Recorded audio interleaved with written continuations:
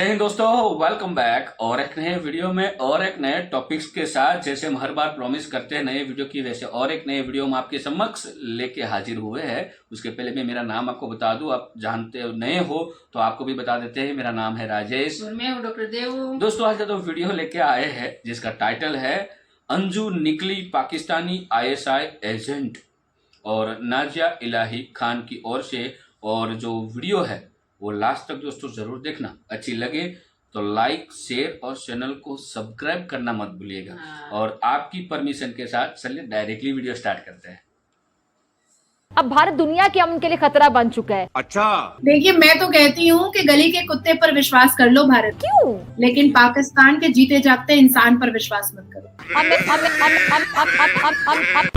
अस्सलाम वालेकुम। अब वो भारत आ गई तो कोई रिश्ता नहीं रखेंगे आप? नहीं, मेरा तो कोई रिश्ता नहीं है, खत्म हो गया मेरा रिश्ता। हाँ। पाकिस्तान से आई अंजू के पति नसरुल्लाह ने दी सीमा हैदर को जान से मारने की धमकी। एक बार फिर ये बात दुनिया के सामने आ चुकी है कि अंजू को ट्रेंड करके भेजा है ISI ने। हाँ तो शादी कर लिया तो उनके इधर से मामले ही खत्म है। भारत से इतने सुंदर और सुशील बच्चे हैं। सीमा हैदर के मुंह बोले भाई AP सिंह ने किया खुलासा। आप क्या समझते हैं कि भारत के पास कोई रास्ता बचा है भागने का? कहा अंजू से है सीमा और उनके पति सचिन को जान का खतरा। वो आए तो मुझे लेना देना नहीं है, नहीं आए तो लेना देना नहीं है। वो जाने, उनका पति जाने। अपना हनीमून मना दे रहे हैं, तुझे आने की क्या जरूरत थी? नहीं, आना जरूरी था।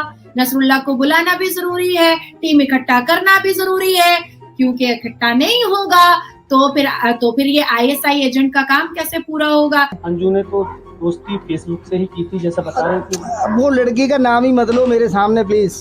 मुझे नाम भी नहीं चाहिए, मुझे लड़की भी नहीं चाहिए। नमस्ते मैडम, आपका स्वागत है हमारे चैनल पे इंडियन मीडिया लेटेस्ट पे। और आप काफी जानी पहचानी शख्सियत है, तो आपका इंट्रोडक्शन हर बार देते हुए मुझे भी अच्छा नहीं लगता। तो आप कैसे हैं नाजिया मैम? वंदे मातरम, भारत माता जय। अच्छी हूँ, दुआ है आप लोगों की। जी मैम, मेरा एक सवाल था। आजकल हिंदुस्तान में एक सवाल बहुत गर्दिश कर रहा है, और जब से आपको पता हो तो अंजू 4 महीने पहले पाकिस्तान गई थी और वो कल अचानक से इंडिया में आ गई है। पाकिस्तान गई अंजू, भारत लौटी। तो बहुत सारे लोगों का, खासतौर से मेरे जैसे, आप जैसे राष्ट्रवादियों का ये मानना है कि अंजू को ट्रेंड करके भेजा है ISI ने कि जाके भारत की जो खुफिया जानकारी है वो निकाल के दे, क्योंकि वो भारत की नागरिक है, यहाँ पे आराम से घूम सकती है, उसको किसी की कोई जरूरत नहीं है। तो आपको क्या लगता है कि ये बातें जो चल रही है बाजार के अंदर, जो मीडिया के अंदर चल रहा है, ये क्या सच है या फिर क्या हो सकता है? एज पर माई थिंकिंग एकदम सच है। और मैं ऐसा नहीं है कि आपके सामने कह रही हूँ, मैं तमाम नेशनल मीडिया पे भी कह रही हूँ, and still I am stuck with my earlier statement कि वो वहां पर गुलछर्रे उड़ाने के साथ साथ, ममता को बाजार में बेचने के साथ साथ, देश को बाजार में बेचने के साथ साथ वो ट्रेनिंग लेकर के रिटर्न आई है। और अजमल कसब के उस स्टेटमेंट को याद कीजिए कि 3 महीने में ट्रेनिंग पूरी हो गई है। अब लोग कहेंगे 3 महीने में ट्रेनिंग कैसे पूरी हो जाती है? तो भैया उन्हीं की ट्रेनिंग 3 महीने में पूरी नहीं होती है, जिसको देशद्रोही को मारना होता है, टेररिस्ट को मारना होता है, सिविलियंस और ह्यूमन को नहीं मारना होता है। उनकी ट्रेनिंग में समय लगता है, लेकिन जिसको गोली उठाना है, धू धू धू धू धू धू सबको मार देना है काफिर समझ करके, उनकी ट्रेनिंग में समय नहीं लगता है। तो 3 महीना उसकी भरपेट ट्रेनिंग चली है और उसके बाद फिर वो गई थी जीन्स और टॉप में, आई है हिजाब और निकाब में। और जिस तरह से वो अपने आप को छुपा रही है, जिस तरह से वो अपने आप को हाइड कर रही है, जिस तरह से वो सवाल से अपने आप का पीछा छुड़ा रही है, इस बात का साफ सुथरा सबूत है कि वो ISI की एजेंट, वो गई तो थी अंजू, पर आई है वो फातिमा बन करके, याद रखिएगा। अस्सलाम वालेकुम। मैं अंजू और आज मेरा पाकिस्तान में लास्ट डे है।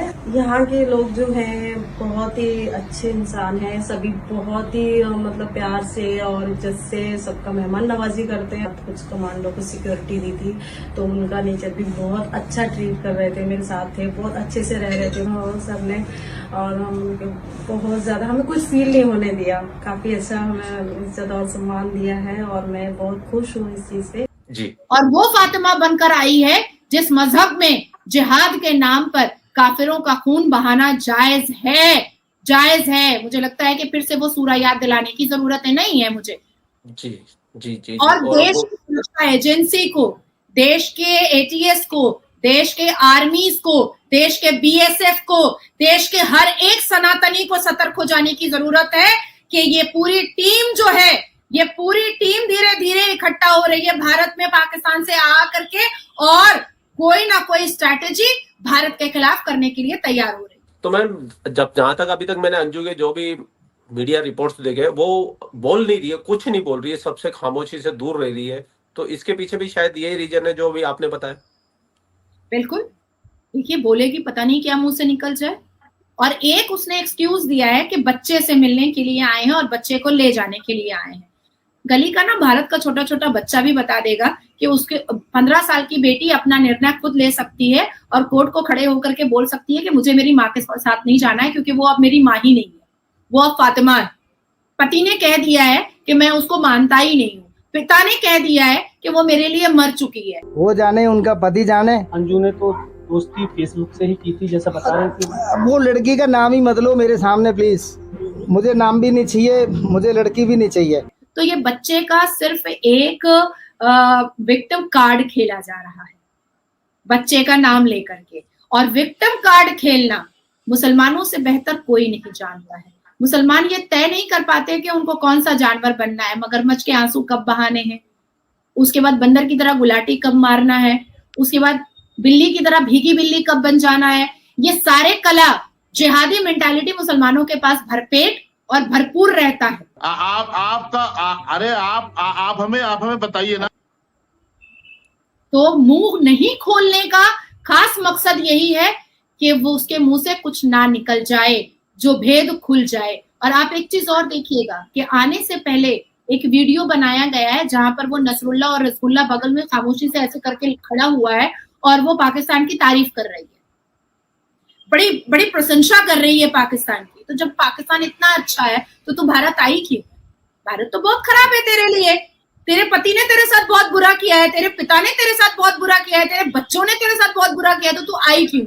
वही तू हरी चुनरिया का शूटिंग करते रहे, अपना हनीमून मनाते रहे, तुझे आने की क्या जरूरत थी? नहीं, आना जरूरी था, नसरुल्ला को बुलाना भी जरूरी है, टीम इकट्ठा करना भी जरूरी है, क्योंकि इकट्ठा नहीं होगा तो फिर ये आईएसआई एजेंट का काम कैसे पूरा होगा?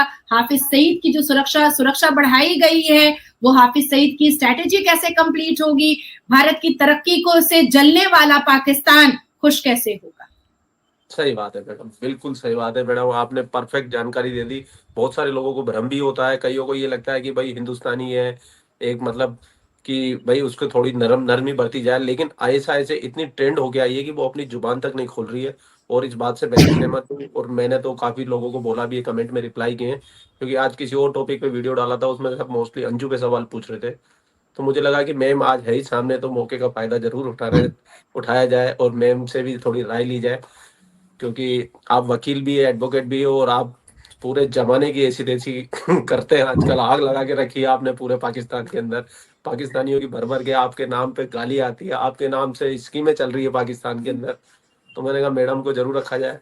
और मैडम आपका बहुत बहुत थैंक यू, धन्यवाद। पाकिस्तान मुझे जितना उनका कलेजा कटता है ना, मुझे उतनी खुशी होती है, उतनी ज्यादा खुशी होती है उनको, उससे डबल मुझे होती है, क्योंकि मेरे चैनल के जरिए ये आग का गोला उनके सीने में जाके लगता है, नाजिया इलाही नाम का। देखिए मैं तो कहती हूँ कि गली के कुत्ते पर विश्वास कर लो भारत के, लेकिन पाकिस्तान के जीते जागते इंसान पर विश्वास मत करो। जी मैम, थैंक यू मैम, धन्यवाद, जय Shri Ram. So thank you दोस्तों, वीडियो को यहाँ तक देखने के लिए। और नाजिया जी ने जो लास्ट में जो बताया ना, वो सत्य है।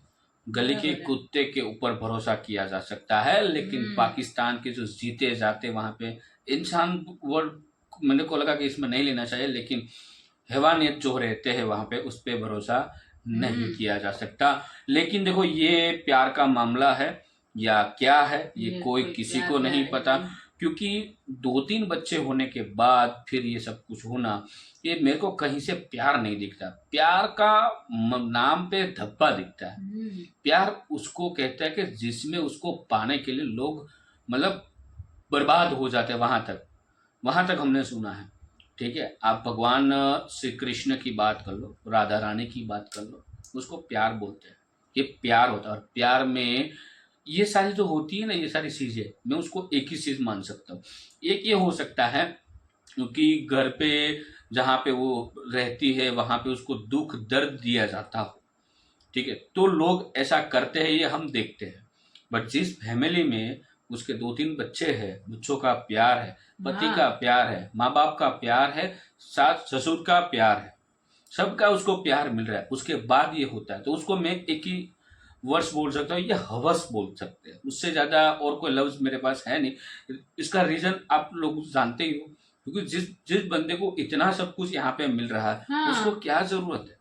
वो भी पाकिस्तान में जाने वो भी पाकिस्तान। हाँ। पाकिस्तान के नाम से लोग दूर भागते कि यार छोड़ो यार, पाकिस्तान की बातें छोड़ो। उनके पाकिस्तान के वहाँ के खुद लोग दूसरे कंट्री में जा रहे हैं। अभी ये आईएसआई की एजेंट बन के आई है या क्या है, ये तो भाई हमारा काम नहीं है। सारा संशोधन शोधखोल करने का ये काम गवर्नमेंट का है, हमारी एजेंसियों का है। वो उसका काम बाखूबी हमसे ज़्यादा जानते होंगे, तो उसमें तो हम कुछ नहीं कह सकते कौन है, कहाँ, क्यों वगैरह जो भी है, क्योंकि वो वहाँ पे गई थी, कुछ समय के वीज़ा उसको मिले थे, एज ए टूरिस्ट बन के गई थी।